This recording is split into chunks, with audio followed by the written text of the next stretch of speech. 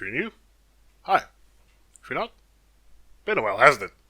Sorry for the delay. Life's been insane. I've been keeping busy on a few other matters.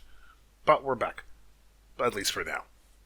Today, we're taking a stab at using Blender's Compositor to create an Inkblot effect and animate it. We're going to use some of the techniques we used during the previous compositing video, but we're also going to expand on them quite a bit.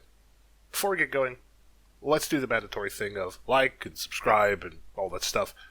Someone in one of the previous comment sections asked if there's a way to tip me. Well, no, there is. PayPal link in the description, along with all the links for any of the external stuff we're going to be using. Let's get rolling. First things first, let's take the default cube, or remove it, then bring in a cube, and start modeling. And here we go. Ain't he a beautiful boy? Let's have a look at him in full color. First things first, we're going to render this. Meanwhile, we're using Eevee for this just for a quicker render time, but you can use cycles, that's not a problem. You don't even need to color this, color your model in properly, because we will be turning it black and white. All you really need is the correct luminance differences between your materials. You don't really need to care about the details either, because realistically, we're going to be losing a lot of detail once we're compositing. This is supposed to be an ink blot, not a very detailed thing. Although, this naturally is something that we can fine-tune. So, let's get to compositing. First things first, use nodes. Remember about this one. Otherwise, it doesn't tend to work well. Next, we're going to bring in a viewer node. That is going to help us a lot, and we're going to plug our image into this. Now, to make this a little bit easier, I used a transparent film to render this out. Naturally, you can always do this in our settings, in your settings for the scene, or not. It's the film settings. There somewhere. Warp. Basic settings? Yes, scene settings. Of course, the settings are in your basic scene settings and your render properties. You can choose film, you can choose transparent. That's what I'm doing here. Moving on back to this. Our basic idea here is to turn this image black and white, separate it out into 4 different shades of darkness, blob them up, blur them a little bit, and then composite them on top of each other. So we're going to start by adding an RGB to black and white node. And before that, actually, we're going to have to place in an alpha over node the other way around. We need to alpha over a white, ideally, background, because this will allow us to use certain nodes that don't really work well with transparency. And black and white, of course, is because we're going to be turning this into a mask, which means that using color ramps in a minute, it's going to be just a lot easier. We're going to have to switch the luminances and the colors around. So, having said this, let's bring in a color ramp. Color ramp. Black and white, we're going to switch it to a constant. And let's say that this first one, we are going to want the darkest parts of the image. The darkest ink possible. So, first of all, we're going to switch these 2 colors around, because as with all masks, white means yes, white means 1, and black means no, black means 0. So we need the white to indicate what we're actually doing. So, having done this, you just play around, see what would the darkest part of our image be that we would want. I would say it's somewhere around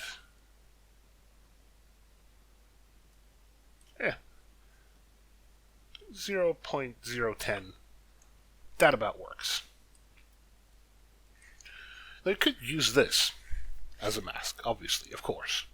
Just alpha over, using that as a factor, and put an ink texture over it. But that's a little bit too detailed. It doesn't look like a proper ink blot. It looks like a color ramped thing.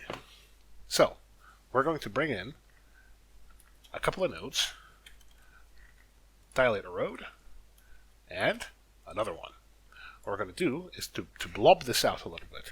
We're going to change the mode to a feather here.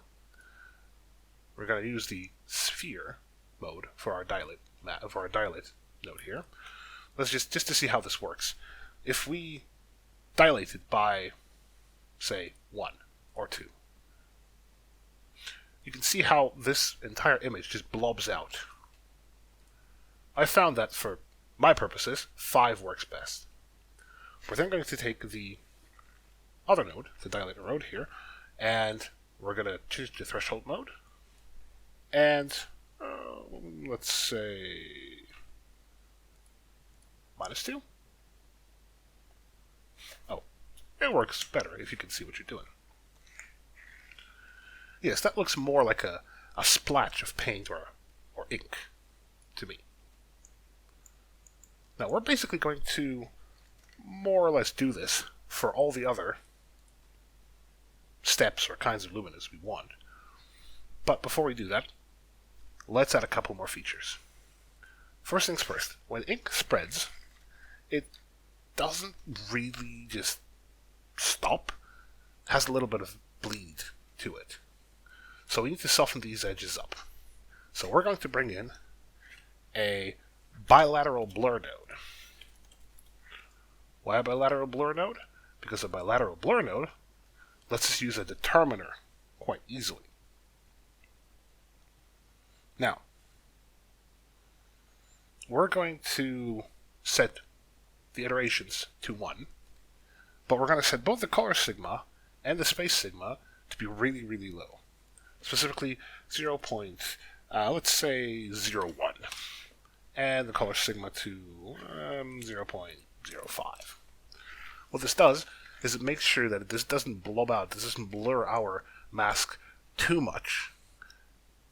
So, right now what we have is a mask that's blurred, it's just an edge blur, it's just a regular blur. What we want it to be, however, is a little bit fuzzy. So, we need to use the determiner to do this. This determiner input, determinator in this case, this determiner input allows us to place a noise into it, a noise texture into it, and or any other texture really, but a noise is what we will be doing, and this allows us to change the way this is blurred, especially at the edges. Doesn't matter what happens inside the actual bit of mask, because obviously this is just a mask that we're going to be using as the factor for alpha overing a texture. So what really matters is what happens at the edges there. So we're going to bring in a texture. Just a regular texture node. I've already prepared some textures for the purpose here. We are going to use cloudiness texture right here. Yes. Now, this is just a Voronoi crackle sharp. You can see exactly what it is on the right here. There's nothing really special to it. It's just regular Voronoi crackle marble texture. We're going to plug in the value of the color, doesn't really matter, into the determinator. You get something slightly better. These fuzzy little edges that we have here. Now, we could play around with the size of it to get these edges ever so slightly different. We could scale the texture up by, 1.5 on both the X and Y axis. And that changes it slightly. We could scale it down to 0.5 on both axes. And that changes the texture. Gives more fuzz. We're going to stick with 1 for both of these. Okay. With that done, we are going to do this for all the other levels of brightness or luminance that we want in this particular image. So bear with me while I do that.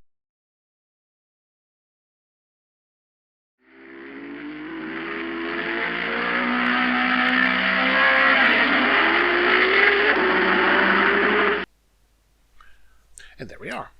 If we look at this, I have moved the texture here because we're using this for each of those bilateral blurs as the determiner, and copied this over, played around with the color ramps, and changed, actually,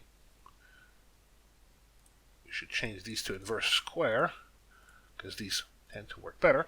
And if we have a look at what our results are, we have our lightest shade of ink that we're going to be using, our slightly darker shade, an even darker shade, and the darkest shade of all. Of course, you can always place more than 4, but I find that 4 works best. 4 and a white one. Now, a quick word about textures. We are going to need to use this as a mask for, of course, textures. You can use any textures you like. I have put down a link to the ones I'm using down in the description. They're free. You can download them. You can see what they are, on the image once we get them in. Of course, if you have your own or if you have better ones, that's up to you. So let me bring in those textures.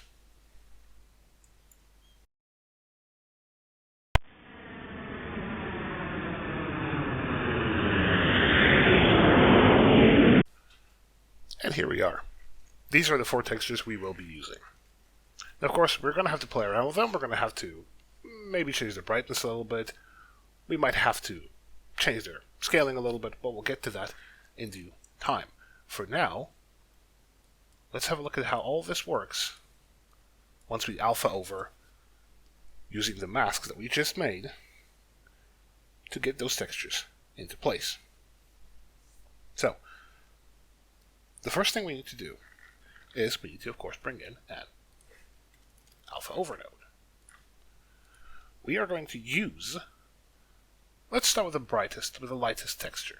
So for the lightest texture, let's say we're going to use, I don't know, maybe this one. Yeah, this one's alright. So we're going to take this texture and we're going to shove it in to the color of it, to the first input here. And the second input we're going to leave white, and we're going to use the image from this node, this particular image, as our mask, or as our factor in this case. Let's see how this looks. Looks alright, but I think it should be brighter. So we're going to find ink 4, I already have it open here, and we're going to crank the brightness up to, 1.2 maybe? Yeah, 1.2 works quite well. For our second alpha over, who's going to copy this node over. Very nice. And we are going to use, let's say, this texture in 1. And we're going to do the exact same thing. We're going to use this, color it, plug it into the bottom one, and use our factor. There we go. And one is nicely laid out over the other. This one could stand to be a slight bit darker. So let's say we're going to find this. That was ink 1. And we're going to crank the brightness down to 0.9, let's say. Okay, that works a little bit better for me. Although maybe this little dark splotch isn't in the ideal place, but we'll see how this works once we have all of them done. So, let's keep this going.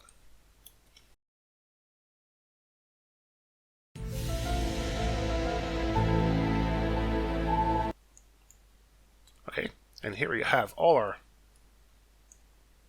masks laid over each other.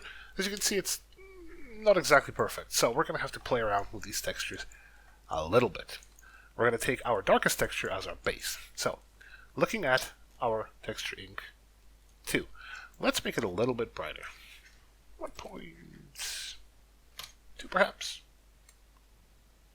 That is a bit too bright. Make it 1.1. Perfect. As it turns out, our ink 1 texture didn't really work out great. The little dark splotch here is far too dark for us. So what we can do is we can move it a little bit, or scale it, but let's try moving it first. So let's say we're going to move it 0.5 in the X direction. Now that works slightly better. Let's play around with the brightness a little bit of ink 1. Let's say we're going to make it 1.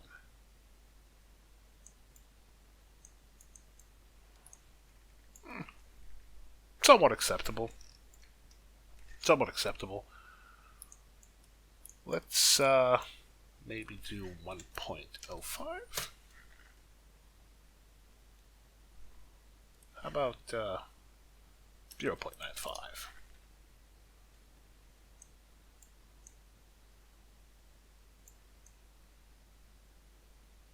That's quite alright, I would say. It's not ideal, but for our purposes right now, this will more or less work. Let's maybe take this particular and adjust our color ramp just a little bit. Let's see 0.13. What will happen if we do 0.13? It's gonna feel a little bit large. How about 0.1? 0.09? Yeah, that looks slightly more aesthetically pleasing to my eyes. You're going to have to play around with both the textures and their positioning and how dark you want them and how you want to play around with the color ramps and the dilates and roads. It all depends on the model, but for this one, I'm going to say I'm happy enough. The last thing I'm just going to do is I'm going to take the darkest texture here, which I have swapped out with a different one off screen, and I'm going to move it in the Y direction, say 0.2.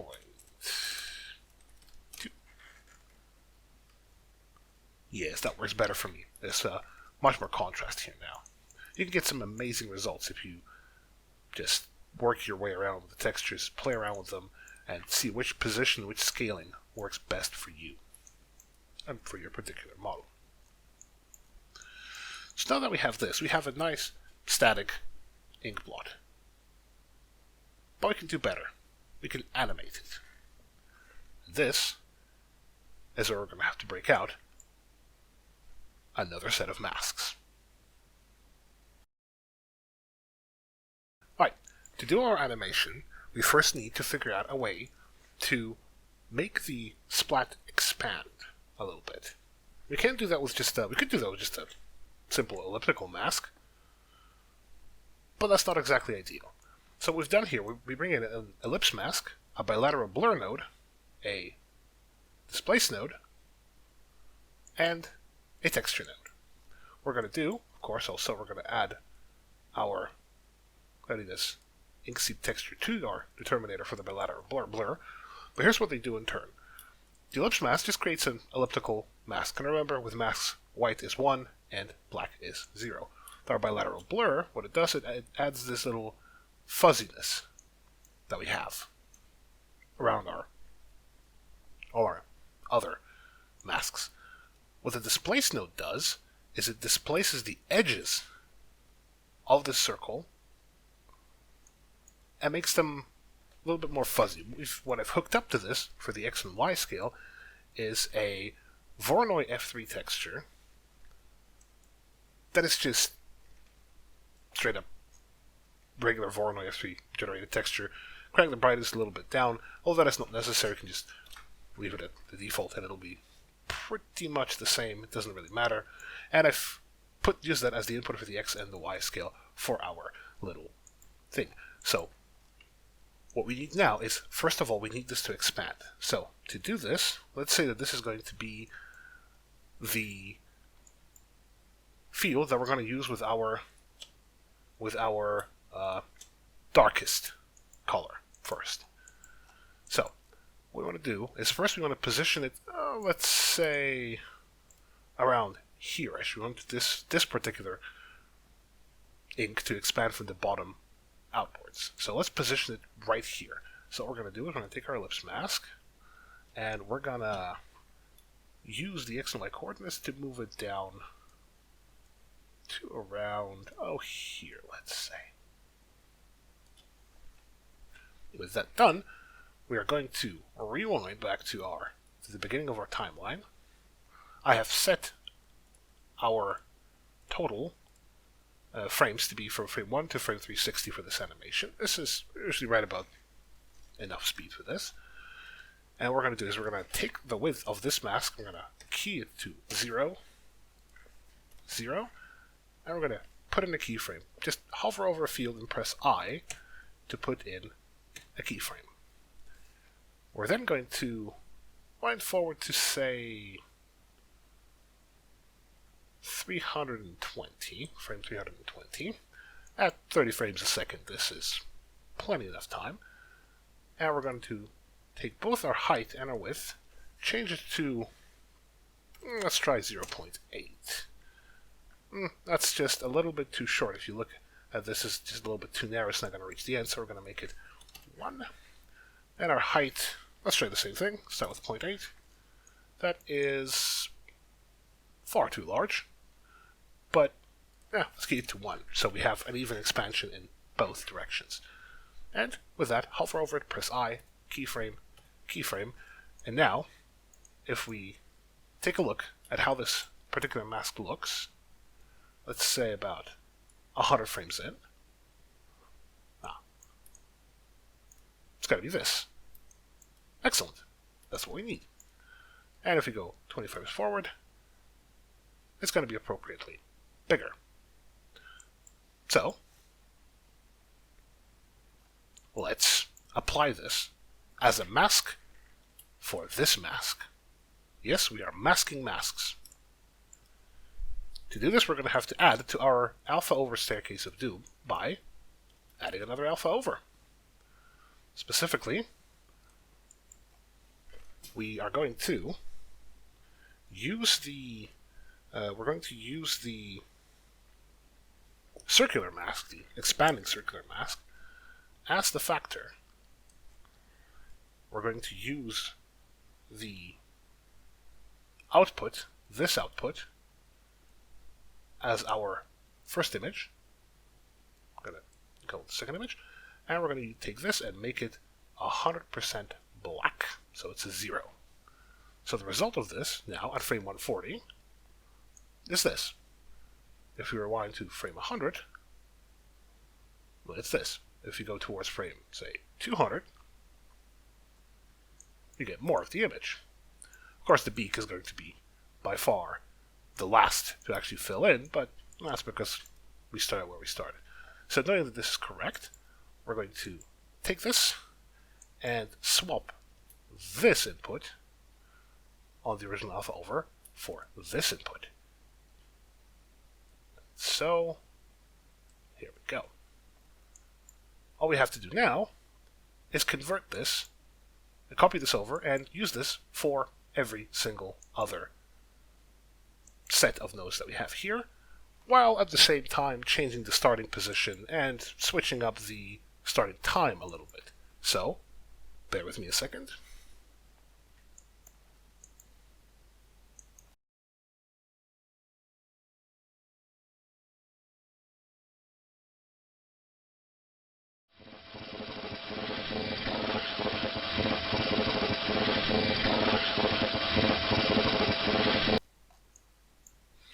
Okay, and here we go.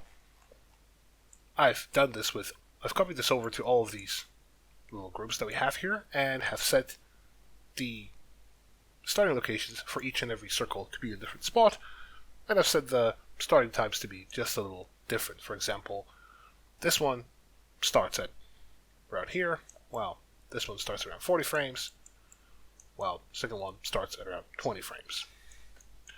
This results in a pretty good little effect if we go down to say, let's say 120 frames, halfway, well, a third through animation.